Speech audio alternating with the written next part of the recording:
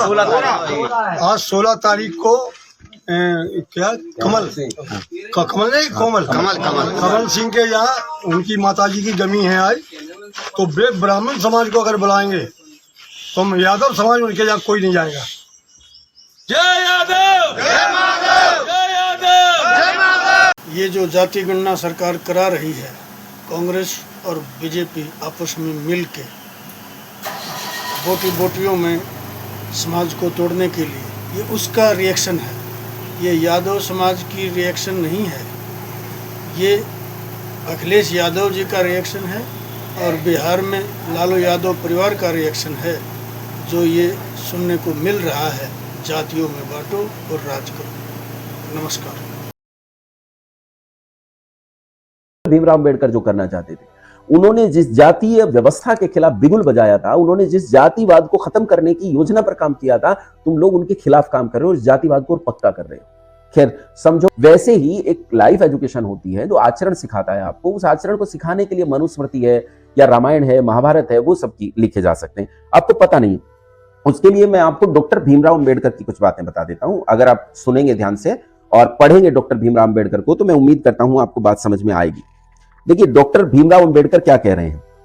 Doctor Bhimrao Ambedkar, ये पुस्तक है डॉक्टर अम्बेडकर वाङ्मय, खंड 1 पृष्ठ संख्या 30। यहां लिखा है, अन्य समाजों के समान भारतीय समाज भी 4 वर्णों में विभाजित था। ये है ब्राह्मण या पुरोहित वर्ग, दूसरा क्षत्रिय या सैनिक वर्ग, वैश्य अथवा व्यापारिक वर्ग, शूद्र तथा शिल्पकार और श्रमिक वर्ग। इस बात पर विशेष ध्यान देना होगा कि आरंभ में अनिवार्य रूप से वर्ग विभाजन के अंतर्गत व्यक्ति की दक्षता के आधार पर अपना वर्ण बदल सकता था और इसीलिए वर्णों को व्यक्तियों के कार्य की परिवर्तनशीलता स्वीकार्य। ये डॉक्टर भीमराव अम्बेडकर लिख रहे हैं भाई साहब। यह डॉक्टर भीमराव अम्बेडकर का कथन है कि वो इसे कह रहे हैं। जिस मनुस्मृति का आप अपने कमेंट में विरोध कर रहे हो, उस मनुस्मृति की चातुर्वर्ण व्यवस्था को डॉक्टर भीमराव अम्बेडकर कितना सम्मान दे रहे हैं। कुछ और सुन लीजिए।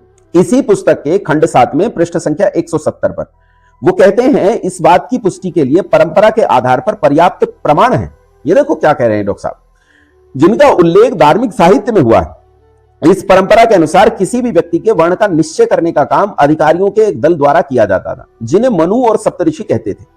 व्यक्तियों के समूह में से व्यक्ति उनका चुनाव करता था जो क्षत्रिय और वैश्य होने के योग्य होते थे, और सप्तऋषि उन व्यक्तियों को चुनते थे जो ब्राह्मण होने के योग्य होते थे। ब्राह्मण, क्षत्रिय, वैश्य होने के लिए मनु और सप्तऋषियों द्वारा व्यक्तियों का चुनाव करने के बाद बाकी व्यक्ति जो नहीं चुने जा सकते थे, वे शूद्र कहलाते थे।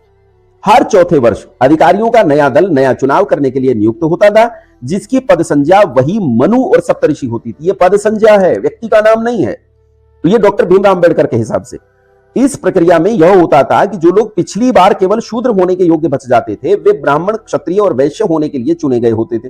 वे केवल शूद्र होने के योग्य होने के कारण रह जाते थे। इस प्रकार वर्ण के व्यक्ति बदलते रहते थे। खंड 7 पृष्ठ संख्या 170। ये डॉक्टर भीमराव अम्बेडकर कह रहे हैं। आपने जिस मनुस्मृति, रामायण और महाभारत का विरोध किया है, उसका कितना जबरदस्त पक्ष डॉक्टर भीमराव अम्बेडकर ले रहे हैं।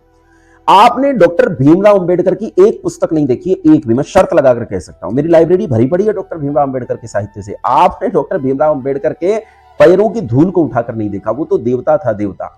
आप डॉक्टर भीमराव अम्बेडकर की